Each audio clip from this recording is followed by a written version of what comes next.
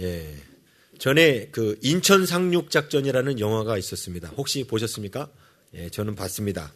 이게 역사를 바탕으로 한 그 영화입니다. 근데 여기 보면 인천 상륙 작전 자체가 대단히 그 힘든 그런 상황이었다고 합니다. 그 북한이 내려오자마자 3일 만에 서울을 정복하고 한 달 만에 저 부산만 남겨놓고 낙동강 이 위쪽까지 다 점령한 그 상태에서 전세를 역전할 방법은 그 북한의 보급로를 끊는 것밖에 없다. 그래서 인천으로 그들이 감히 생각도 못한 인천으로 들어가서 보급로를 끊어가지고 그 밑에 있는 북한군들을 이렇게 죽이려고 그런 작전을 핀 겁니다. 근데 사실 그 당시에 이 작전의 성공 확률을 몇 %로 잡았냐면요. 5,000대 1로 잡았어요. 5,000대 1. 그러니까 인천 상륙 작전 자체가 불가능하다는 거였습니다. 그렇지만 우리는 이것을 해낸 메가더 장군을 기억하고 있는데 그 영화에서는 메가더 장군이 이 일을 할 수 있도록 그 힘썼던 어떤 특수부대원 이야기를 하고 있습니다. 사실 이 작전을 해낼 수 있도록 그 인천에 상륙할 수 있도록 미리 준비하는 작업을 해야 되는 거예요. 그래서 그 작전들을 해냈던 미리 가서 그 작전들을 행했던 사람들이 해군 첩보 부대원들하고 켈로 부대원들이었다고 합니다.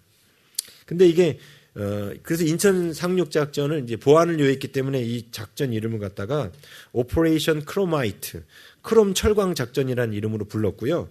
그 앞서서 그 이 군대가 인천 바다에 상륙할 수 있도록 인천 앞바다에 그 해안에 상륙할 수 있도록 그 준비 작업을 하던 그 첩보 부대원들과 켈로 부대원들의 이 작전을 엑스레이 작전이라고 불렀다고 합니다.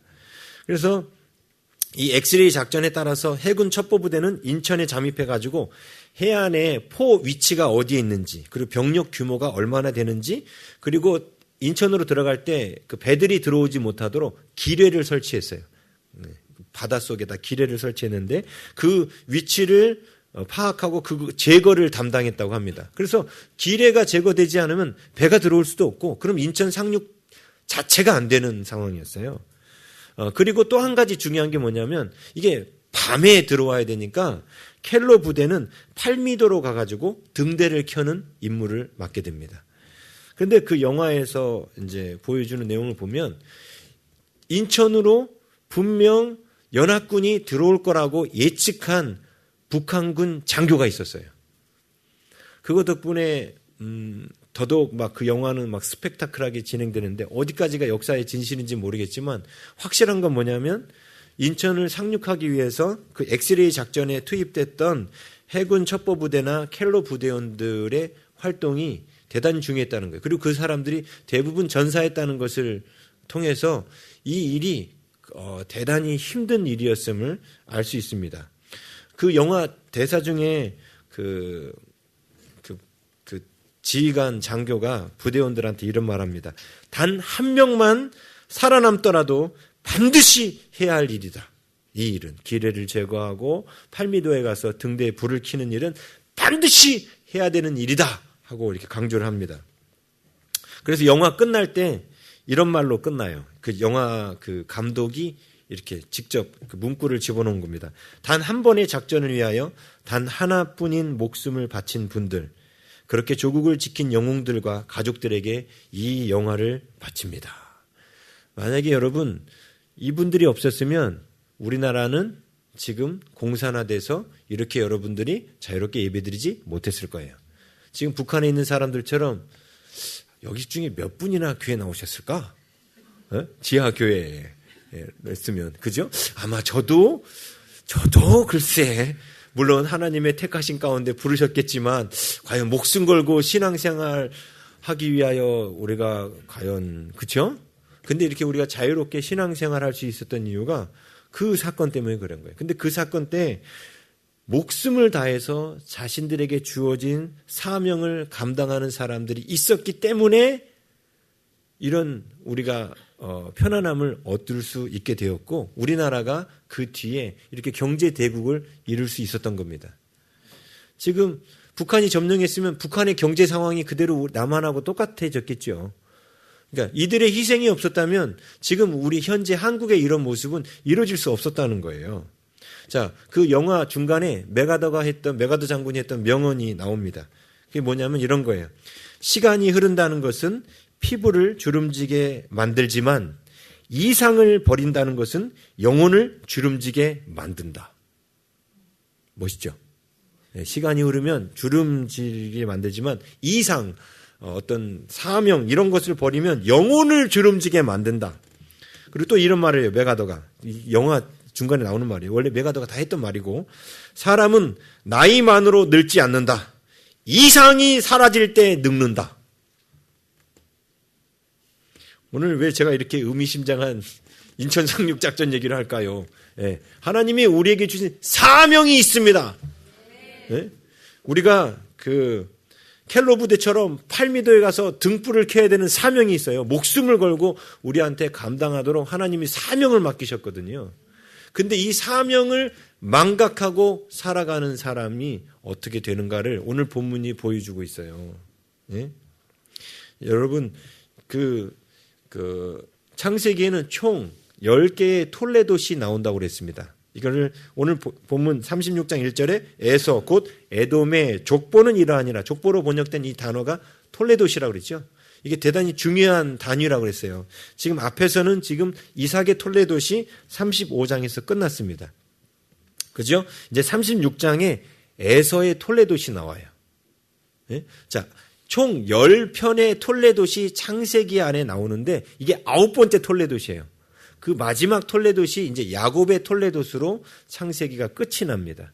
그런데 그 여러 편의 톨레도시, 톨레도시란 말이 후손들의 이야기 뭐 이런 거라고 했죠. 후손들의 이야기. 그래서 어떤 경우에는 이렇게 족보만 나올 때가 있어요. 오늘 여러분 족보 읽으면서 힘드셨죠? 저도 발음이 꼬여가지고 여기 뭐 이름 외우기도 힘들어요. 예. 자, 여러분이 우리 새벽 예배 때마다 이렇게 족보가 나올 때마다 큐티할 때 힘들어가지고 그때마다 제가 힌트를 드렸죠. 족보가 나올 때는 어떻게 큐티해야 되는지, 어떻게 해야 된다 했어요? 왜 이 족보를 기록했는가를 찾아야 된다 그랬어요. 이 족보를 기록한 목적이 뭔지를. 자, 지금 창세기에 있는 여러 개의 톨레도 가운데 지금 에서의 톨레도, 어떻게 보면 족보가 쭉 나와 있습니다. 이 에서의 톨레도를 기록한 그 목적이 뭐냐면 오늘 말씀드린 것처럼 사명, 하나님께서 우리에게 주신 사명을 사수해야 된다. 이것을 말하려고 지금 에서의 족보를 기록해 놓은 거예요. 여기 에서의 족보는 사명을 잃어버린 자들의 최후가 어떻게 되는지를 그 후손들에게 설명하려고 하는 것입니다. 자, 여러분, 우리가 창세기를 계속해서 앞부분부터 보아오면서 이런 얘기를 했죠. 창세기 1장 사건에 하나님이 혼돈과 공허와 흑암 가운데 틀을 만드시고 채우시고 그래서 안식 가운데 들어가서 하나님과 온전히 연합하는 거. 이게 우리 신앙 성장의 과정이라고 했습니다. 그렇죠? 그 주기가 톨레도 단에 계속해서 반복이 돼요. 그렇죠? 그래서 우리도 야곱도 봤죠. 야곱이 베델에 올라가서 하나님께 제사 드리는 게 하나님과의 안식의 땅에서 연합하는 장면으로 끝나는 것이라고 말씀드렸죠. 그런데 그 톨레도 가운데 불행하게도 유일하게 이 에서의 톨레도세는 혼돈과 공허와 흑암이 그대로 머물러 있는 모습이 등장하고 있는 거예요. 지금 에서의 톨레도 안에는 하나님의 창조의 역사, 틀을 만들고 그 안에 채우시고 하나님의 명령에 순종하여 안식의 땅에서 하나님과 연합하는 그런 모습이 전혀 나타나지 않는다는 거예요. 다시 말하면 지금 에서의 톨레도는 무엇에 대해서 말하려고 하냐면 혼돈과 공허와 흑암의 땅에서 사는 사람들의 후손 이야기가 어떤지를 보여주는 거예요. 우리가 지난주에 어떤 말씀을 나눴어요? 우리 다음 세대에 하나님 나라를 물려주어야 된다 이런 말씀 나눴죠. 예. 근데 여기 보면 시집도 안 가고 결혼도 안 한 우리 처녀 총각들은 갔으면 한다고 하고 다음 세대에 뭘 물려주겠는데 아직 결혼도 안 했는데 애가 있으면 좀 그런 생각이 들어요. 예? 우리 시완이에게 사랑이에게 하진이에게 그래 다음 세대에 이런 걸 물려주자 뭐 이런. 예? 그리고 우리 오상덕 형제님은 하랑이한테 다음 세대에 이것을 물려주자. 아직 하랑이가 없어요. 기도하고 있어요. 하랑이. 기도 제목으로 태명만 미리 지어놨어요. 다들 이렇게 다음 세대를 바라보고 있잖아요. 그죠? 그 40일 기도 제목에 하랑이 이게 딱 냈더라고요. 그래서 제가 오하랑을 기억하고 있어요. 다음 세대에 대한 이런 우리 관심들이 있습니다. 근데 다음 세대에 우리가 하나님 나라를 물려주는데 그 다음 세대에 하나님 나라를 물려주려면 내가 먼저 그 하나님 나라에서 혼돈과 공허의 이 땅에서 내가 먼저 하나님 앞에 틀을 만들고 채워지는 역사가 먼저 내 안에 있어야 되는 거예요. 근데 에서의 족보를 보면 틀이 만들어지고 채워지는 이야기가 전혀 없습니다. 에서의 족보를 보면. 이게 뭔 얘기냐면 에서의 족보에 왜 틀이 만들어지고 채워지는 하나님의 회복의 역사, 창조의 역사가 왜 없을까요? 그 이유는요, 에서에게는 사명이 없기 때문에 그래요. 사명이 없으면 나를 깎아서 나를 만들지 못합니다. 여러분, 사명이 있는 사람만이 그 사명을 감당하기 위하여 틀을 만들고 그 안에 채우고 그것을 위해서 동분서주 뛰고 노력하는 겁니다. 그렇지 않습니까? 그렇죠? 여러분, 사명이 없는 사람들은 절대로 자기를 깎아 만들지 않아요. 물론 어떤 사람이 이거죠. 돈 벌기 위해서 나를 깎아 만듭니다. 돈 버는 걸 사명으로 알고 있는 거죠. 근데 그런 사람들은 돈을 벌고 나면 더 이상 할 게 없어져요. 왜? 우리의 사명은 이 땅에서 돈을 버는 게 아니거든요. 그렇죠? 하나님께서 이미 아담을 만드실 때 아담에게 먹을 것, 입을 것 아무것도 걱정하지 않는 에덴 안에 그를 두시면서 아담에게 사명을 주셨어요. 그렇죠? 땅을 정복하고 다스려라. 생육하고 번성하여 땅에 충만하라. 하나님이 사명을 주셨다고요. 그렇죠? 근데 그 사명을 감당하기 위해서 아담이 산 거지 먹고 살기 위해서 에덴을 일구기 위해서 아담이 산 게 아니란 말입니다. 오늘날도 혼돈과 공허와 흑암에 있는 사람들은 이 땅에서 에덴을 만드는 것이 사명이라고 착각하고 있어요. 그러니까 부요한 환경, 먹고 사는 그런 환경, 이런 걸 만드는 거. 그래서 대학에 입학하는 게 사명이야. 좋은 대학에 입학하고 아주 돈 많이 주는 직장에 취직하는 게 사명이야. 이건 사명이 아닙니다. 네? 그건 사명이 아니에요. 하나님께서 우리에게 주신 사명은 어떤 거예요? 하나님께서 우리를 부르셔서 우리에게 맡기신 일이 사명이에요. 근데 하나님은 우리에게 이 땅에서 돈 벌라고 사명 맡기시지 않았어요. 그런데 지금 에서는 왜 에서의 족보가 혼돈과 공허와 흑암 가운데 끝나버리냐면 하나님이 맡긴 사명을 에서는 끝까지 망각하고 살았기 때문에 그래요. 자, 에서는 어떻게 보면 태어날 때부터 야곱의 장자로 태어났습니다. 이게 무슨 뜻이냐면 아브라함, 이삭, 야곱으로 이어지는 하나님의 그 언약을 계승하여 하나님의 나라, 이스라엘 민족이라는 하나님의 나라를 이루어야 될 그런 사람으로 하나님께서 장자로 처음부터 소명을 주신 거예요. 근데 에서는 그 장자권을 소홀히 여기고 야곱에게 팔아버리죠. 그러니까 하나님께서 자신을 부르심, 원래 그 부르심은 장자는 아버지의 대를 이어서 아버지의 뜻을 이어가야 되는 건데 그것 자체를 에서는 포기했어요.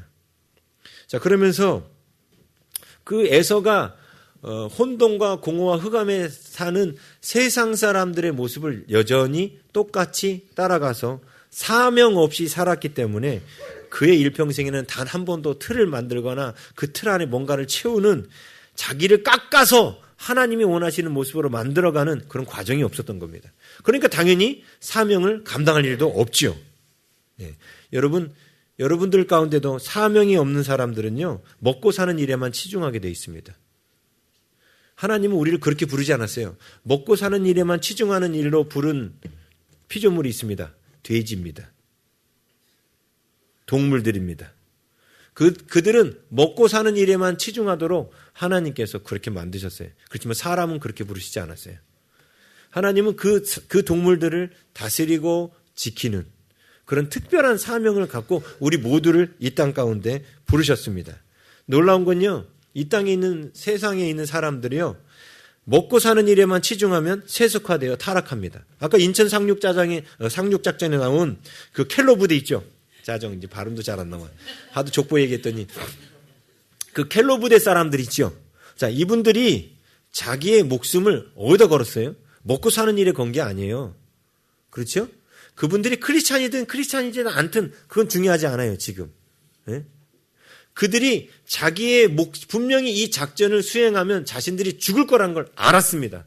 근데 죽을 거란 걸 알았는데도 불구하고 그들이 목숨을 다해서 뭐에, 예? 그들이 그 목숨을 다해서 그 목숨을 뭐에다 투자합니까? 사명을 감당하는데 투자했다는 거예요. 사명을 감당하는데. 팔미도에 불을 밝히고 기뢰를 제거하고, 예? 그 포격 부대를 마비시키는 그 일 가운데 자기의 목숨을 다해서 했다는 겁니다. 그러니까 역사가 기억하는 거예요. 그런 사람들을. 여러분, 잘 먹고 잘 사는 사람, 자기만을 위하여. 그런 사람들을 역사는 절대로 기억하지 않습니다. 물론 우리는 역사가 기록하는 그런 사람을 되려고 하는 게 목적이 아니에요. 우리는 뭐가 목적이냐면 하나님이 기억하시는 사람이 되는 겁니다. 내가 이름으로도 너를 안다. 이렇게 하나님이 기억하는 사람이 되어야 돼요. 근데 하나님이 기억하는 사람이 누구냐면 하나님께서 주신 사명대로 사는 삶입니다. 여러분, 그래서 우리 교회는 그 사명선언서 수련회를 반드시 합니다. 그렇죠? 요즘 우리 정지원 군이 자기의 사명에 대한 궁금증이 생겼어요. 제가 보니까 우리 정지원 군이 그동안 우리 교회에서 그토록 많았던 사명선언서 수련회에 단 한 번도 참석을 안 했더라고요. 지난번에 기회가 있었는데 또 하필 그날이 또 웨딩 촬영이어가지고 그래서 지금 다음 사명선언서 수련회를 우리 정지원 군이 손꼽아 지금 기다리고 있어요. 아, 속히. 왜? 지금 필요를 느낀 거예요. 아, 내가 이 땅에 왜 살아야 되는가. 근데 이게 하나님이 부르신 사람만이 갖고 있는 갈등이고 고민입니다. 세상 사람들은 이런 고민 안 해요. 세상 사람들은 어떤 고민해요? 먹고 사는 일에만 고민해요. 근데 하나님께서 부르신 사람들은 하나님이 나에게 주신 사명이 무엇인가 이거에 대해서 고민합니다. 제가 여러분들한테 제 사명선언서 아시죠? 사명선언서 수련회 가면 사명선언서 수련회 교재에 제 사명선언서가 들어가 있어요. 읽어드릴게요. 나는 예수 그리스도처럼 하나님을 사랑하는 하나님의 아들이 되고 어떤 사람도 인내하고 용서하는 사람이 된다. 가르침과 본을 통해 성도들을 장성한 그리스도인으로 세워 그들의 삶의 현장에서 왕같은 제사장으로 살게 하며 목회자와 신학생들을 깨워 그들이 또 다른 사람들을 깨우는 자가 되도록 양육한다. 이게 제 사명선언서예요. 네? 이 사명선언서 때문에 우리 교회 그 개척교회 시절에 예산도 별로 없던 시절에 전도사님 4분이 왔는데도 불구하고 거절을 못했어요. 왜냐하면 여기 뭐냐면 목회자와 신학생들을 깨워가 있었는데 신학생들이 온 거야. 그래도 거절을 못한 거야. 이 사명선언서 때문에 이게. 네? 자, 이 사명선언서가 뭐냐면 내 인생에 나가야 될 하나님이 나에게 준 사명 가운데 내 인생에 나가야 될 방향이고 목표란 말이에요. 팔미도에 가서 등불을 켜야 되는 것처럼 저에게 주신 이 사명대로 저는 살아야 되거든요. 그렇죠?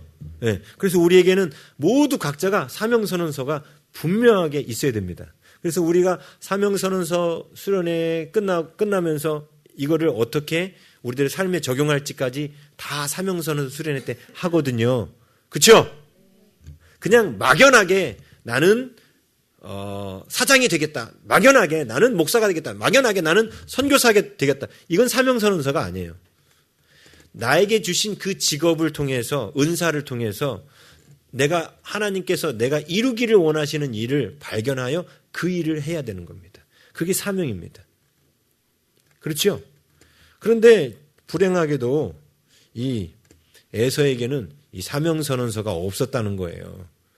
불행하게도 이 자리 가운데 사명선언서가 없는 분도 계시죠. 그 불행이란 걸 아셔야 되는데. 불행해요. 왜냐? 사명선언서가 없다. 내가 하나님께서 나에게 주신 사명을 모르고 있다. 그러면 그분은 에서와 같은 족보를 남길 가능성이 큽니다. 다음 세대에 아무것도 물려주지 못해요. 혼돈과 공허와 흑암만을 남겨줄 뿐입니다. 네? 그래서 우리가 사명을 깨닫고 사명대로 살아야 됩니다. 할렐루야! 네, 그게 우리가 세상 사람들과 달리 사는 가장 중요한 핵심이에요. 핵심. 우리는 사명을 갖고 사는 거예요.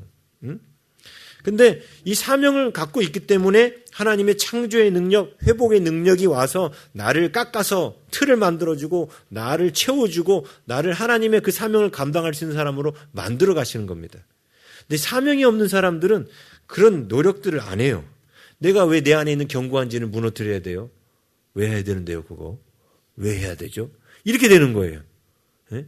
내가 주님 앞에 쓰임 받으려면 제 사명선언서 가운데 어떤 사람도 인내하고 용서하는 이게 있는 이유가 뭐냐면 그 사명을 감당하는데 제일 큰 걸림돌이라고 생각하는 것들을 적어놓은 거예요. 예. 자, 에돔이 이렇게 결국은 타락해서 어떻게 되냐면요, 하나님께서 에돔을 멸망시키셔요. 우리는 에돔의 역사를 알고 있습니다. 왜냐하면 성경이 이미 에돔의 역사가 다 나왔기 때문에. 여러분 여기 보면은 자, 사명을 잃어버리고 사는 사람들이 어떤 영향을 어떻게 살아가는지 한번 볼까요? 12절을 한번 보겠습니다. 12절 함께 읽겠습니다. 시작. 에서의 아들 엘리바스의 첩 딥나는 아말렉을 엘리바스에게 낳았으니 이들은 에서의 아내 아다의 자손이며. 여기 보면 아말렉이 나옵니다. 이 아말렉이 누구냐면 에서의 아들 엘리바스가 첩 딥나를 통해 낳은 아들입니다. 근데 여기서 말한 이 아말렉이 훗날 이스라엘을 괴롭히는 아말렉 족속이 됩니다. 그래서 사무엘상 15장 3절에 보면 하나님께서 아말렉 족속에 대해서 이렇게 말씀하세요. 지금 가서 아말렉을 쳐서 그들의 모든 소유를 남기지 말고 진멸하되 남녀와 소아와 젖먹는 아이와 우양과 낙타와 나귀를 죽이라. 가나안 사람들하고 똑같이 완전히 헤렘, 진멸하라는 명령을 받은 족속이 아말렉 족속이에요. 근데 그 아말렉의 족속 안에 아브라함의 피가 흐르고 있었다는 거 성경이 말하고 있는 거예요. 근데 왜 아말렉이 됐습니까? 사명이 없는 후손들이 이렇게 된다는 거예요. 사명이 없는 후손들은 가나안 사람과 별반 차이가 없어요. 그래서 이렇게 되는 거예요. 예? 이 아말렉 족속이 나중에 유다 백성들을 멸망시키려고 하잖아요. 우리 성경에 보면 에스더서가 있죠. 거기 보면 하만이라는 사람이 유대인들을 바벨론에 사로잡혀 있는 유대인들을 다 죽이기 위해서 계략을 짭니다. 그래서 그 계략이 거의 성공할 뻔했어요. 그래서 유다 백성이 싹 죽을 뻔했습니다. 근데 그 유다 백성을 죽이려고 했던 그 하만이 아말렉의 후손이었어요. 아말렉의 후손이었어요. 자, 이런 아말렉과 같은 족속이 사명이 없는 사람들에 의해서 만들어진다는 거예요. 예?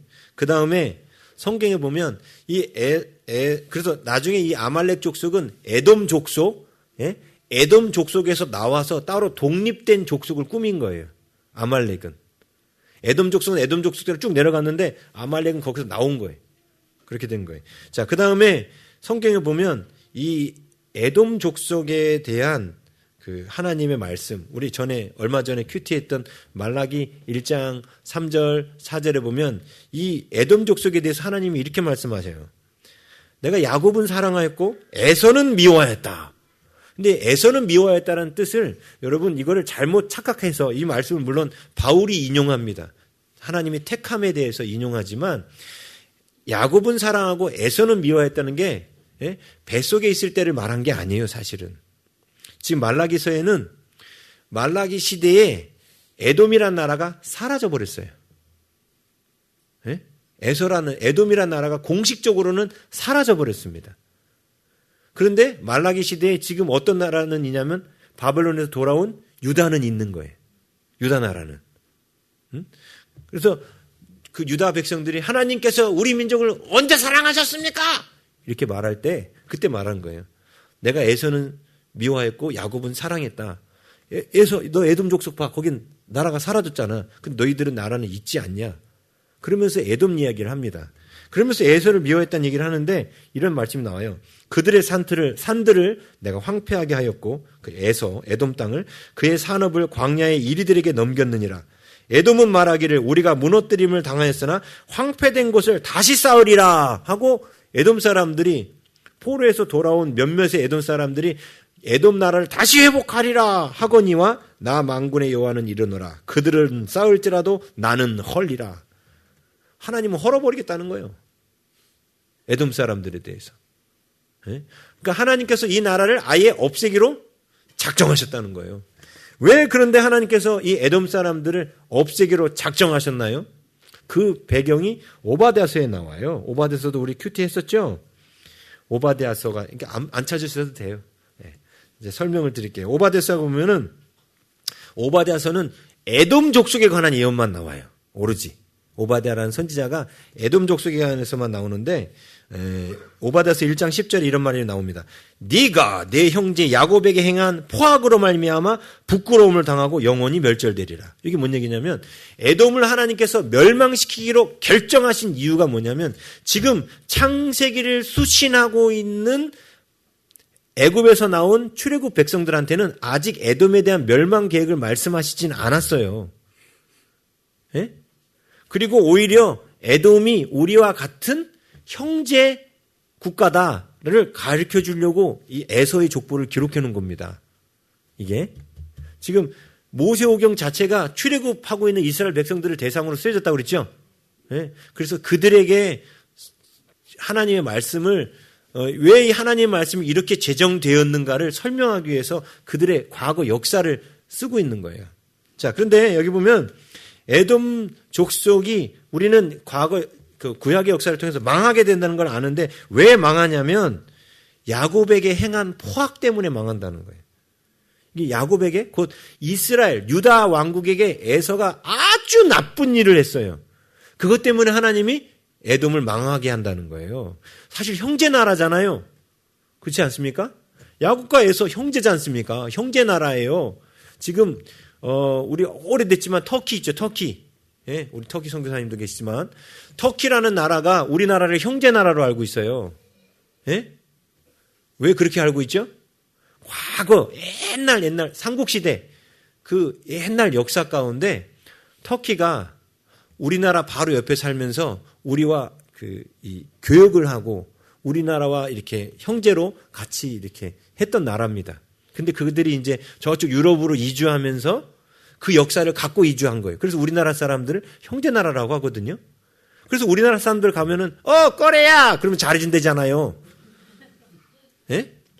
그게 형제 나라예요. 그게 그래서 터키가 우리나라 그 6.25 날 때도 터키 사람들이 군대를 보냈잖아요. 형제 나라라고. 그게 형제 나라예요. 근데 에서는 형제 나라예요? 오히려 유다가 바벨론에 멸망할 때 어떤 일을 했냐면 멸망할 때 방관까지만 해도 괜찮아. 그 다음에 오바댜서 1장 12절은 뭐라고 하냐면 유다가 멸망하는 모습을 기뻐했다라고 말해요. 얼마나 기뻐했는지 입을 크게 벌려 기뻐했다고 말해요. 유다가 멸망하는 모습을, 형제가 멸망하는 모습을. 예? 그리고 바벨론 사람들이 유다의 재산을 약탈할 때 이 에돔 사람도 함께 약탈했다는 거예요. 심지어 1장 14절에 뭐라고 나오냐면 유다 사람들이 바벨론 사람들에게 이제 고난당하면서 막 핍박당하니까 도망을 쳤거든요. 도망하는 자를 막 붙잡아. 에돔 사람들이 어디가? 가지마! 하고 길을 막아서. 그러다가 나중에 어떻게 합니까? 바벨론에게 넘겨줘 버렸어요. 그 행동을 에돔 사람들이 와서 했다는 겁니다. 그래서 하나님께서 이 에돔이란 나라를 완전히 멸하시기로 형제의 특권을 줬는데도 불구하고 완전히 지금 이스라엘 백성들이 가나안 땅 들어갈 때만 해도 에돔 족속을 형제로서 특권으로 되어 있어요. 하나님이 거기는 절대로 멸망시키지 마라 그렇게 했습니다. 그런데 말라기 끝장에 보면은 하나님이 에돔을 작정하고 멸망시키는 장면이 나와요. 결국은 멸망해버리는 겁니다. 어떻게 보면 지금 모세오경을 받은 이스라엘 백성들이 가나안 땅에 들어가면서 에돔 족속을 만날 때 이들은 형제야, 형제니까 싸우지 마. 지금 이렇게 설명하고 있는 거예요. 근데 에돔 족속은 나중에 형제이기는커녕 왼수보다도 더 악한 일을 해서 유다 백성들에게 그런 포악한 일을 한 거예요. 근데 그들이 이렇게 타락해서 아말렉만 만들어낸 게 아니라 에돔 자체가 유다 백성들을 공격하는 이런 민족이 된 이유가 뭐라고요? 또 말씀드릴까요? 사명을 잃어버려서 그런 거예요. 사명을 잃어버려서. 그래서 우리는 이런 성경에 이런 말씀 있잖아요. 소금이 그 맛을 잃으면 땅에 버려져 밟힐 뿐이라고. 그죠? 소금의 맛이 바로 사명이에요. 소금은 맛을 내는 사명을 갖고 있다고요. 우리도 사명을 잃어버리면 땅에 던져져 밟히는 그런 소금이 될 뿐입니다. 그렇죠? 그래서 사명선언서 안 하신 분은 사명선언서 하라고 지금 광고하는 거예요. 내년에는 꼭 사명선언서 참석하셔서 내 사명이, 물론 사명선언서 참석 안 하셔도 내 사명이 뭔지 아는 사람이 있어요. 백종원 같은 사람은 자기 사명이 뭔지 알아. 백종원이 사명이 뭔지 아세요? 제가 보니까 그 사람 딱 정해져 있어.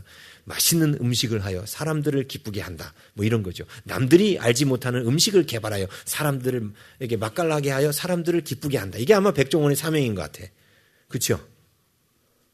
그래서 그 사람은 그걸 사명으로 알기 때문에 돈 버는 거 이런 거에 그 사람이 관심 있는 게 아니에요. 오로지 맛있는 음식을 개발하는 데 관심 있어요. 그게 사명이에요. 돈 버는 거는 물론 돈도 벌고 싶어 하겠죠. 근데 그의 일차적인 사명이 뭐였어요? 그는 자기 은사가 음식 만드는 거였기 때문에 음식 만들고 싶어가지고, 원래 그가 돈 벌고 싶어서가 아니에요. 음식 만들고 싶어서였어요. 그렇죠? 음식 만들고 싶어서 했지 돈 벌려고 음식을 만들었던 게 아니에요. 근데 음식을 너무 잘 만들다 보니까 돈을 벌게 된 거지. 우리 그 전도서 말씀에 그랬잖아요. 우리가 우리의 사명대로 살면 물질은 자동으로 오게 돼 있다고. 그렇죠? 네. 그래서 사명을 찾아서 사명대로 살아야 됩니다. 자, 그런데 이 에서가 사명을 망각하고 살아간 모습이 이 족보 안에 기록이 돼 있어요. 이 족보 안에는 에서의 아내 세 사람의 이름이 계속해서 반복적으로 여러 차례 나옵니다. 여러 차례 에서의 아내의 이름이 나오는 이유가 바로 에서가 사명을 잃어버린 그 모습이거든요. 그래서 반대로 우리가 이것을 뒤집으면 우리가 어떻게 하면 우리의 사명을 사수할 수 있을지, 물론 사명을 발견하는 일부터 해야 됩니다. 근데 이미 오늘 저는 여러분들에게 사명을 알고 있는 자들에게 내가 가진 사명을 어떻게 하면 잘 지켜서 그 사명을 이뤄낼 수 있을지를 말씀을 나누려고 하는 거예요. 자, 에서는 보십시오. 우리가 사명을 사수하려면 첫 번째는 뭐 해야 되냐면 무엇을 바라보고 있는지 점검해야 돼요. 사명을 사수하고 있는 사람들은 내가 지금 뭘 바라보고 있는지, 무엇을 바라보고 있는지 점검해야 됩니다. 자, 에서의 그 아내 가운데 36장 2절에 보면 가나안 여인 중 헷 족속 엘론의 딸 아다라는 사람이 나옵니다. 그렇죠? 예? 예. 이 아다라는 사람이, 이 아다라는 말이 뭐냐면요, 장식이란 말이에요. 장식. 몸을 이렇게 꾸미는 장식이란 말이에요. 이게 뭐, 이 헷 족속은 헤브론 막벨라 굴의 원소유자입니다. 헷 족속이. 예? 헷 족속이 에서가 당시 살고 있었던 야곱과 함께 야곱과 함께 그리고 아버지와 함께 살고 있었던 그 동네에 있는 처녀들이 헷 족속이었어요. 그러니까 쉽게 만나는 족속이었어요. 근데 그 헷 족속 가운데 아다라는 여인과, 다시 말하면 장식, 이런 이름을 괜히 족보에다 강조해서 기록한 게 아니에요. 여인들의 이름은 보통 성경에 기록하지 않습니다. 여인들의 이름을 기록한 것은 목적이 있어서 한 거예요. 그래서 이 여인, 이 아다라는 사람은 장식하는 거예요. 다시 말하면 화려하게 꾸민 세상을 상징하고 있는 거예요. 화려하게 꾸민 세상. 많은 사람들이요, 무엇을 바라보고 있냐면 화려하게 꾸민 세상을 바라봅니다. 여러분들이 요 앞에 현대백화점도 있고 막 이런 백화점들이 있죠. 백화점 앞에 가면 쇼 윈도우 같은 게 있어요. 예? 그러면 거기 화려하게 만들어 놓은 것들이 있죠. 그래서 사람들한테 그거를 주목하게 해서 그것을 사게 합니다. 그렇죠. 세상은 우리에게 많은 것들을 보여줘요. 그래서 우리로 하여금 우리가 하나님이 주신 사명을 바라보는 것이 아니라 자꾸 이 땅에 있는 화려한 세상을 바라보며 사명을 망각하도록 유혹합니다. 지금 에서는 헷 족속 아다를 바라보면 안 되지요. 지금 어머니 리브가가 왜 할아버지 아브라함이 리브가를 라반 그 바단 아람에서 데리고 왔어요? 같은 셈 계열에서 결혼해야 하기 때문에. 그렇죠? 그걸 알고 있었어요. 그러나 에서는 그렇게 하지 않았습니다. 화려하게 꾸민 세상, 가까이 놓여 있는 세상에 눈이 팔려가지고 이방 여인과 결혼하게 된 거예요.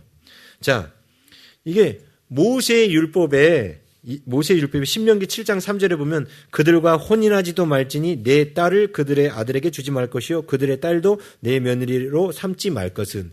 신명기 7장 3절에 보면 이 가나안 여인들과 가나안 아들들과 그 남자들과 결혼시키지 말라는 거예요. 부모들한테. 그 말을, 예? 그 율법이 나오게 된 배경을 지금 이걸 통해서 보여주는 거예요. 그 율법이 나오게 된 배경. 봐라! 에서를 봐라. 가나안 여인하고 결혼했더니 결국 어떻게 되느냐?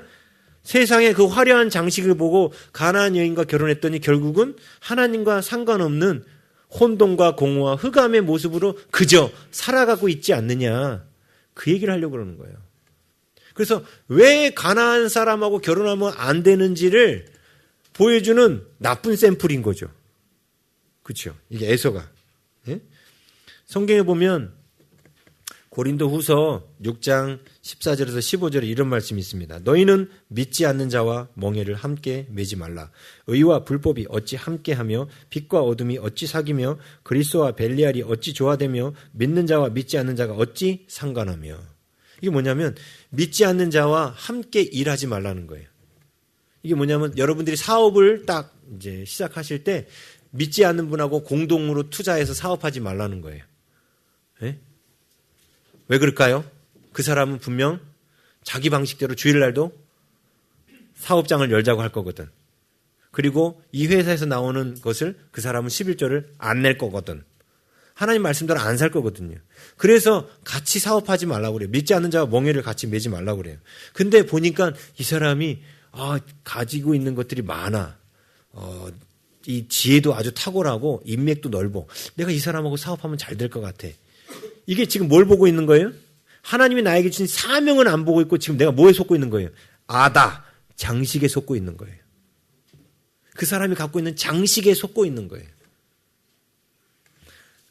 예전에 어떤 분이 정말 그런 계획을 갖고 오셨었어요. 미국에 계신 권사님 그리고 남편분이 어떤 분하고 사업을 할 생각을 했어요. 근데 그 사업하시는 분은 그래서 제가 물어봤어요. 혹시 그 사업하시는 분 예수님 잘 믿는 분이냐고 그랬더니 교회 전혀 안 다니신대요. 그러면 제가 그러면서 이 고린도후서 이 말씀 갖고 권면을 해드렸어요. 그러면 같이 동업하지 않는 게 좋으십니다.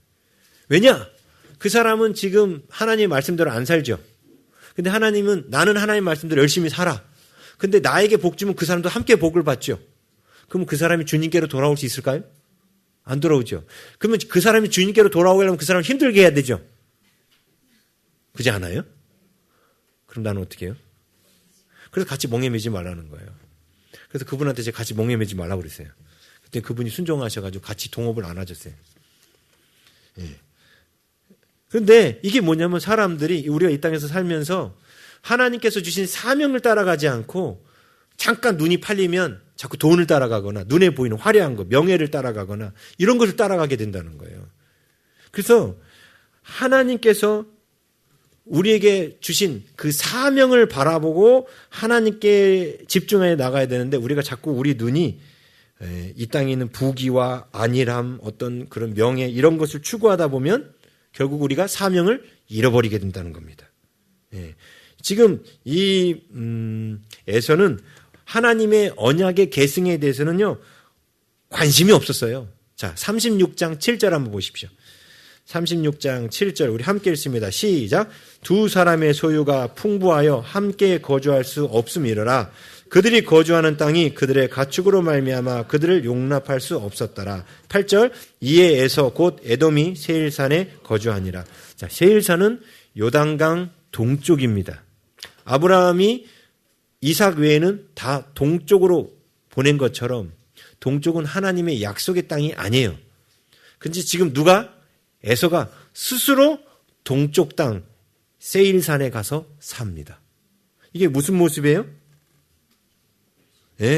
눈에 보이는 그걸 따라 움직인 거예요. 하나님의 언약의 계승에는 아예 처음부터 관심이 없었습니다. 여러분은 사명을 바라보고 하나님을 바라보고 가십니까? 보이지 않는 세계를 바라보고 가십니까? 자꾸 보이는 세계에 유혹되고 계십니까? 이걸 우리 점검해야 돼요. 마귀는 늘 보이는 것들로 유혹합니다. 그래서 성경에 아담의 타락이 뭐부터 시작했어요?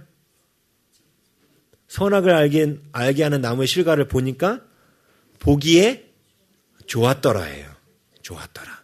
예, 보기에 좋았더라. 그런 것들을 통해서 우리의 사명을 잃어버리게 만들어요. 예, 좀 더 많이 주는 직장. 이게 더 좋아 보여요. 근데 그게 사명을 흔들리지 않고 가는 게라면 돈 많이 주는 직장 간다고 누가 뭐라 해요? 하나님도 뭐라 안 하셔요. 근데 그 직장을 선택하려면 내 사명을 접어야 돼. 근데 많은 사람들이 그런 유혹에 넘어진다는 거죠. 사명보다는 좀 더 돈을 많이 주는 직장. 예. 하나님께 하는 그런 것보다는 그런 걸 따라간다는 거예요. 그래서 에서의 족보가 기록되는 거예요. 자, 두 번째는 우리가 뭘 점검해야 되냐면요. 이 사명을 사수하려면 나를 움직이는 동기를 점검해야 돼요. 나를 움직이는 동기가 대체 뭔가. 예? 자, 이스마엘의 딸 바스만이라고 나오죠. 36장 3절에 보십시오. 또 이스마엘의 딸 느바요셋 누이 바스맛을 맞이하였더니 이렇게 되어 있습니다. 자, 창세기 28장 8절에는 이 바스맛의 이름을 마할랏이라고 기록했어요. 당시에는 이름이 2개씩, 3개씩도 갖고 있었습니다. 그래서 이거 다른 사람을 말하는 게 아니에요. 자, 이 바스맛이라는 사람의 이름의 뜻은 향기로운이라는 뜻인데 이 바스맛을 에서가 얻게 된 배경이 뭔지 아십니까? 그 이삭이 자기가 얻은 그 가나안 사람 두 아내를 이삭이 기뻐하지 않는 거예요. 네? 그러니까 왜 안 기뻐하지? 이 가나안 사람이라서 안 기뻐하는구나. 그럼 어떡하지? 그래서 이스마엘, 네? 이삭의 형이죠. 그러니까 에서한테는 누구예요? 삼촌이죠. 큰아버지. 이스마엘이 큰아버지. 큰아버지 집에 있는 바스맛을 데려온 거예요. 큰아버지의 딸을 데려온 거예요. 사촌을 데려온 거예요. 이유는 뭐예요? 아버지 이삭을 기쁘게 하려고. 물론 이 말씀을 갖고 부모에게 공경하라. 이렇게 적용할 수 있을 것 같지만 목적은 그게 아니죠. 지금 에서의 목적은 이삭을 기쁘게 하려고 하는 거였지만 궁극적으로 그것이 하나님 때문에 이삭을 기쁘게 하는 게 아니라 자기 때문에 이삭을 기쁘게 하는 거였어요. 왜냐하면 이삭이 자기에게 유산을 물려줄 사람이니까. 여러분, 부모를 공경하는 사람이, 여러분, 이런 사람은 공경 많이 해요. 부모가 재산이 엄청나게 많아.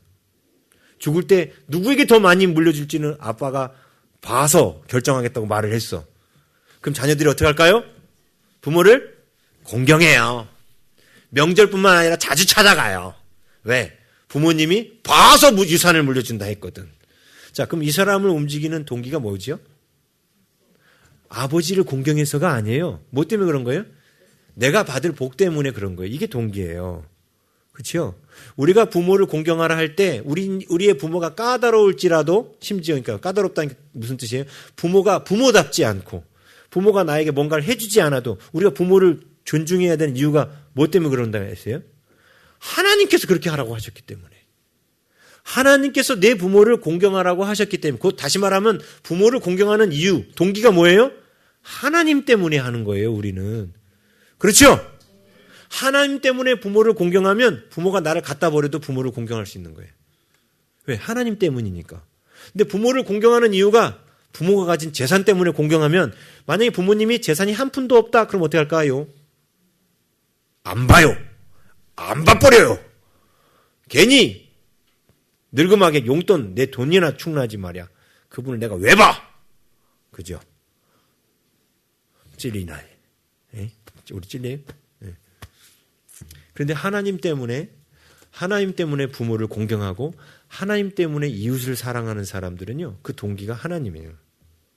나를 움직이는 동기를 그래서 점검해 봐야 돼요. 내가 그 사명 안에 이 사명이 하나님께서 주신 것이기 때문에 내가 하나님 때문에 내가 이 일을 하려고 하는가. 내 중심의 동기를 그래서 점검해야 됩니다. 그런데요, 에서는 하나님 때문에 가나안이 아닌 이스마엘의 딸 바스밧을 데려온 게 아니에요. 그냥 자기를 위한 거예요. 말로는 아버지를 위하여, 부모를 위하여, 부모를 기쁘게 하기 위하여 데려온 것 같지만 진짜 마음속 중심에 들어가면 누구를 위한 거예요? 자기를 위한 거예요. 보십시오. 에서가 하나님 앞에 하나님이 리브가한테 이런 말씀하셨어요. 에서와 야곱이 복중에 있을 때 하나님 뭐라고 말씀하셨냐면 두 민족이 네 태중에 있구나. 그렇죠? 그러면 에서가 앞으로 뭘 이루게 될 거라는 거예요? 큰 민족을 이루게 될 거라는 거예요. 그렇죠? 근데 정말로 오늘 36장의 이야기는 하나님의 말씀대로 하나님께서 에서를 큰 민족을 이루게 하셨어요. 그래서 오늘 우리가 읽지 않은 31절부터 43절에는 에서가 민족을 이루어서 왕을 세운 장면까지 나옵니다. 그렇죠? 그러면 하나님께서 하나님의 약속을 이루어주신 거죠? 그렇죠? 별로 사명 감당하고 싶지가 않은가? 하나님은 에서에게 하나님이 계획하신 약속들은 이루어주셨어요. 정말로 번성하게 하셨고 뿐만 아니라 36장 6절 함께 읽겠습니다. 시작. 에서가 자기 아내들과 자기 자녀들과 자기 집의 모든 사람과 자기의 가축과 자기의 모든 짐승과 자기가 가나안 땅에서 모은 모든 재물을 이끌고 그의 동생 야곱을 떠나 다른 곳으로 갔으니. 그 다음에 7절에도 두 사람의 소유가 풍부하여. 자 보세요. 하나님은 에서에게도 엄청난 부요함을 허락해 주셨습니다. 그렇죠? 자, 그는 목적이 계속해서 자기가 복받는 데 있었어요. 그래서 야곱이 돌아올 때 야곱을 죽이려고 했던 이유도 이삭에게 물려받은 재산을 장자권을 빌미로 요구할까 봐. 그래서 아예 이삭을 죽여버리려고 올라갔지 않습니까? 예? 근데 야곱을 죽이려고? 근데 야곱이 저는 형한테 그걸 받을 생각이 없습니다. 그랬더니 그냥 마음을 딱 풀어버리잖아요. 그랬구나. 내 동생 야곱아. 그리고 이렇게 바뀌었잖아요. 그의 중심은 오직 이런 거예요. 근데 정말 그가 돈을 그렇게 밝히고 이 땅에서 잘 먹고 잘 사는 걸 밝혔는데 놀라운 건 하나님 그에게 그렇게 복을 주셨다는 거예요. 근데 복을 주셨는데 보십시오. 그의 동기 자체가 하나님 때문에 움직이지 않으니까 복을 받아도 그는 일평생 단 한 번도 하나님 앞에 단을 쌓지 않아요. 여러분 36장의 족보에 에서의 후손들이 하나님 앞에 단을 쌓았다는 얘기가 없습니다. 에서의 일평생에 단 한 번도 하나님께 단을 쌓았다는 얘기가 없어요. 그리고 물질에만 보이는 것에만 관심 갖고 자기의 복 때문에 움직이니까 그는요 자신의 정체성마저 잃어버렸잖아요. 장자라는 정체성마저 잃어버린 거예요. 그는 하나님과 동행하지 않습니다. 자, 여러분은 우리는 무엇 때문에 희생하고 무엇 때문에 인내합니까? 자, 사실 제가 설교 준비하면서 많은 분들이 머릿속에 스쳐갔어요. 우리 교회에 있는 성도들. 정말로 열심히 희생하고 섬기는 어떤 분, 우리 교회는 일 안 하는 분들이 없어요. 최소한 청소라도 다 해야 돼, 그냥. 그죠? 다 일을 해요. 그러니까 이거는 다른 교회랑 이렇게 비교하면 다 업고 다닐 만한 성도들이에요. 그런데 그 중에서도 보면 우리가 기본적으로 막 청소도 하고 또 식당 봉사도 하고 많은 일을 하는데 그거보다 더 힘에 겹도록 충성하고 헌신하는 사람들도 많아요. 자기의 물질로, 시간으로, 모든 것으로 막 필요하면 말없이 막 희생하고 섬기고 있어요. 근데 이게 그분들이, 그렇게 섬기는 분들이 하나님 때문에 섬기는 게 아니라면 우리 교회 떠났을 거예요. 힘들어서. 그렇죠? 하나님 때문에 섬기기 때문에 계속 그 섬김과 희생을 계속 유지해 갈 수 있는 겁니다. 그리고 하나님 때문에 섬기는 사람들은요, 희생하는 사람들은 힘들어도 해요.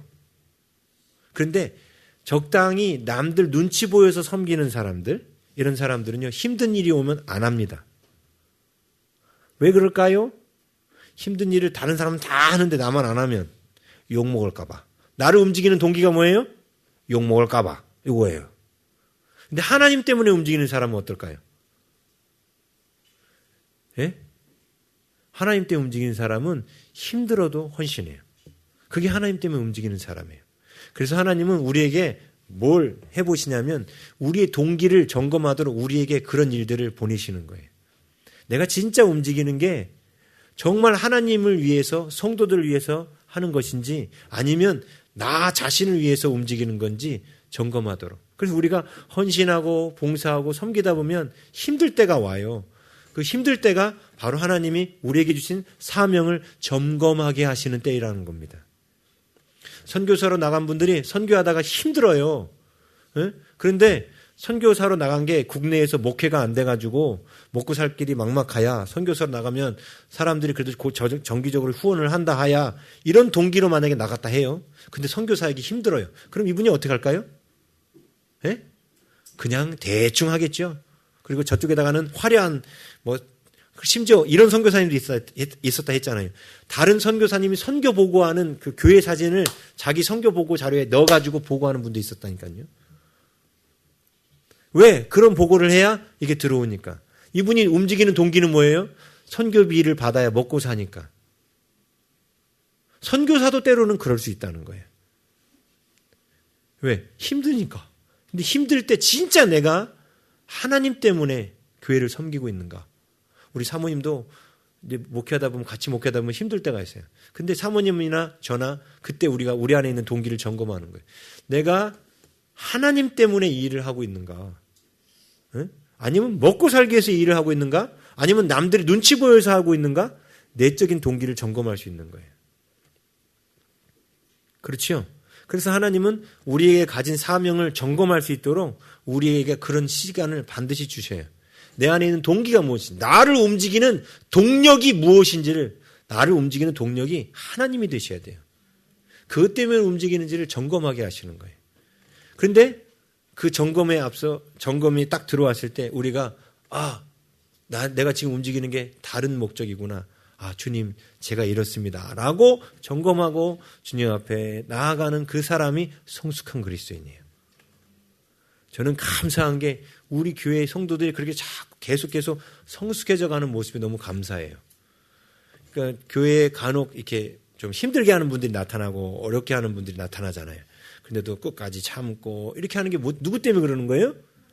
하나님 때문에 그러는 거죠. 하나님 때문 아니라면 굳이 그 사람한테 내가 참고 희생할 필요가 있어요? 없죠. 사명에 따라 움직이는 사람은요, 바로 하나님 때문에 그 사명의 길을 가는 겁니다. 자, 세 번째로 우리가 사명대로 사는지를 점검해야 되는데 그게 뭐냐면 내가 사는 삶의 방식을 살펴봐야 돼요. 내가 사는 삶의 방식이 하나님이 원하시는 율법, 말씀에 따라 그 깎아진 틀에 따라 움직이고 있는지 내가 사는 삶의 방식을 살펴봐야 됩니다. 우리의 이 사명을 사수하려면. 자, 여기 보면 히위 족속 오홀리바마라는 사람이 나오죠.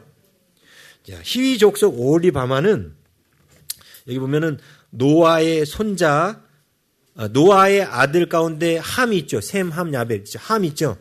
자, 함이 범죄했을 때 아버지 노아를 향하여 얼레리 꼴레리 했을 때 노아가 나중에 이 사실을 알고 누구를 저주했어요? 셈, 함, 야벳 가운데? 아니요. 셈, 함, 야벳 가운데 함을 저주한 게 아니라 있죠. 함의 아들 가나안을 저주했어요. 여러분이 그때 또 제 질문에 함정에 빠지신 거예요. 노아는 함을 저주한 게 아니라 함의 아들 가나안을 저주했습니다. 너도 네 자식이 너한테 등에 못 박을 때 네 기분이 어떤지 좀 알아봐라 하고 함을 저주한 게 아니에요. 가나안을 저주했어요. 그 가나안의 아들이 히위입니다. 그 히위 족속 오홀리바마예요. 지금 이건 또 뭘 보고 있냐면 저주받은 계보의 딸이라는 거예요. 이 오홀리바마는 저주받은 자의 혈통이에요. 이게 저주받은 자의 혈통은 뭐냐면 세상 사람들의 방식을 따라 살아가는 사람이에요. 우리가 우리의 사명을 사수하기 위해서 내가 지금 그 사명을 감당하기 위해서 내가 사는 삶의 방식을 점검해 봐야 됩니다. 세상 사람들은요, 자기의 목적을 이루기 위해서 자기의 방법들, 자기의 방식들을 따라 움직입니다. 그렇지만 우리는 하나님의 사명을 이루기 위해서 불의한 방법들을 선택할 수 없습니다. 예? 목적이 거룩하다 하여 과정까지 자동으로 거룩해지는 건 아니라는 거예요. 사명이라는 목적이 거룩한 만큼 거기까지 가는 동기와 그 과정도 거룩해야 됩니다. 그게 하나님이 주신 삶의 방식대로 살아가면서 그 사명을 감당해야 되는 거예요. 그런데 지금 에서는 저주받은 자의 혈통, 곧 그 땅의 사람들과 어울립니다. 그 땅의 사람들의 방식대로 살아가는 거예요. 자, 36장에 희한한 이야기가 나오는데 뭐냐면 아브라함하고는 털끝만치도 관련이 없는 세일 자손의 족보가 나와요. 자, 오늘 20절에서 30절은 에서의 족보가 아니에요. 20절에서 30절이. 그렇죠? 20절에 이렇게 나오죠. 그 땅의 주민. 여기 그 땅이 뭐냐면 그 세일산에 있는 주민이에요. 호리 족속 세일의 자손은 하고 나오죠. 지금 에서의 족보가 아니에요. 근데 에서의 족보가 아닌 세일에 살고 있는 세일 원주민들의 족보를 왜 기록해 놨을까요? 예? 아니, 이 사람들은 굳이 기록할 필요가 없는 사람들 아니에요? 근데 이 사람들을 기록해 놨어요. 그 이유가 뭐냐면 나중에 이 에서의 족보가 이 호리족 속 세일 자손의 족보와 완전히 섞여버려요. 호리족의 족장들 명단을 기록함으로 말미암아 그 후손들이 완전히 이들의 혈통을 흡수하여 상호 동화되어 버렸음을 말해주기 위해서 세일 자손의 족보까지 기록해 놓은 거예요. 완전히 세속화돼 버린 거죠. 하나님의 자녀로서의 그 거룩함을 잃어버린 거예요. 자, 근데 이게 바로 뭐냐면 여러분 창세기 이건 한번 찾아볼게요. 6장 1절입니다. 6장 1절 1절부터 2절 함께 읽겠습니다. 시작. 사람이 땅 위에서 번성하기 시작할 때 그들에게서 딸들이 나니 하나님의 아들들이 사람의 딸들의 아름다움을 보고 자기들의 좋아하는 모든 여자를 아내로 삼는지라. 자, 이게 무슨 내용이라 했어요? 하나님의 아들들은 셋의 계열, 사람의 딸들은 가인의 계열이라고 그랬죠. 그러면서 사람의 딸들의 아름다움을 보고 그들의 저주받은 문화를 그대로 하나님의 아들들이 흡수해 버렸어요. 지금 에서가 호리족 속 세일 자손이 바로 사람의 딸들의 족보예요. 에서는 그래도 이삭의 아들이에요. 그죠? 하나님의 아들이에요. 하나님의 아들들이에요. 하나님의 아들들의 족보가 사람의 딸들의 족보와 섞이는 것을 지금 또 기록해 놓고 있는 거예요. 여기 안에. 이게 이 일 때문에 나중에 어떤 일이 일어났어요? 노아 홍수가 왔고 그래서 사람들이 다 죽게 됩니다. 지금 이 호리족 속 세일 자손의 족보가 등장해 뭘 보여주냐면 이들의 불행한 결말을 미리 보여주고 있는 거예요. 또 하나님의 아들들이 사람의 딸들과 섞이고 있는 거예요. 그러면 어떤 일이 일어나요? 노아 홍수로 멸망해 버리죠. 제가 설교 초두에 오바댜서에 나온 에돔 족속을 말라기서에 나온 하나님의 에돔 족속을 멸해버리는 장면이 그래서 나온 거예요. 그 이유가 바로 이겁니다. 사람의 딸들과 통혼하기 때문에. 여러분, 그래서 우리는 사명을 갖고 있어도 그 사명 가운데로 나갈 때 그 방법마저도 세상 사람들의 방법과 하나님의 방법대로 하면 손해도 많이 보고 더디 갈 수도 있어요. 삥 둘러서 가는 것처럼 보일 수도 있습니다. 그렇지만 우리는 그 하나님의 방식을 따라야 돼요.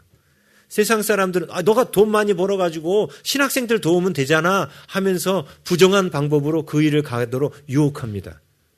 그러나 하나님의 사명을 받은 사람은요, 절대로 세상 방식을 따라가지 않아요. 하나님의 사명은 하나님의 방법대로 하나님이 원하시는 이끄는 그 방법대로 가야만 그 사명을 이루었을 때 사명을 이뤘다고 말하는 거예요.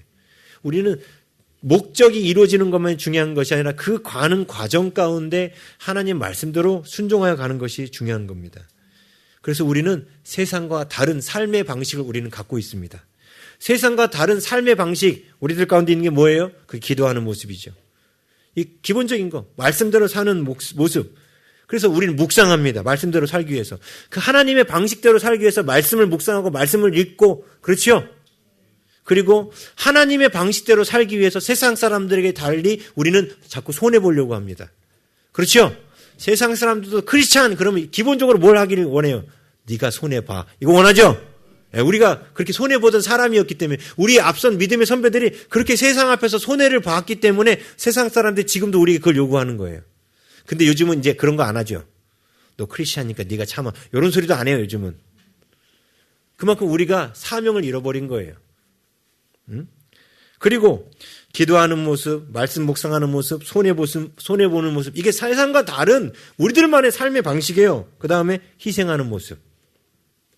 희생하는 모습도 바로 우리가 세상과 다른 삶의 방식입니다. 바울이 그랬죠. 구습을 좇는 옛사람을 벗어버리고 의와 진리로 지으심을 받은 새 사람을 입으라. 우리가 이전에 갖고 있었던 구습, 그게 바로 세상 습관, 여기 나온 희족 속 올리바마, 이것을 벗어버리고 하나님의 방식으로, 하나님의 말씀으로 가야만 우리는 우리의 사명을 사수할 수 있습니다. 예, 이제 말씀을 맺으려고 합니다. 우리가 하나님께 받은 사명, 이 사명이 없다면 우리는 동물들하고 저 개, 돼지하고 아무런 다를 바가 없어요. 그렇죠? 예, 우리의 인생은 이 땅으로 끝나는 게 결코 아닙니다. 우리가 이 땅에서 사명을 어떻게 감당했느냐에 따라서 천국에서의 내 진짜 사명, 이 땅에서 하는 일은 작은 일이라고 예수님 말씀하셨고 천국에서는 큰 일을 맡기신다고 그랬습니다. 지금 이 땅에서의 그 작은 사명도 감당하지 못하면 천국에서의 그 사명은 우리에게 주어지지 않습니다. 영원토록 하늘나라에서 우리가 감당하게 될 사명을 감당하려면 이 땅에서 주님께서 주신 이 땅에서의 사명을 잘 감당해야 돼요. 그러기 위해서 내가 지금 무엇을 바라보고 있는지 점검해야 되고 나를 움직이는 동기가 무엇인지를 점검해야 되고 내가 사는 삶의 방식이 무엇인지를 점검해야 됩니다. 그래서 우리는 자꾸 그래서 다른 사람들은 손해 안 보려고 하고 희생 안 하려고 해도 우리는 자꾸 손해보고 희생하는 게 우리는 사명 때문에 그러는 거예요. 이 모든 게 누구 때문에 그러는 거예요? 하나님 때문에, 사명 때문에 그러는 거예요. 아멘?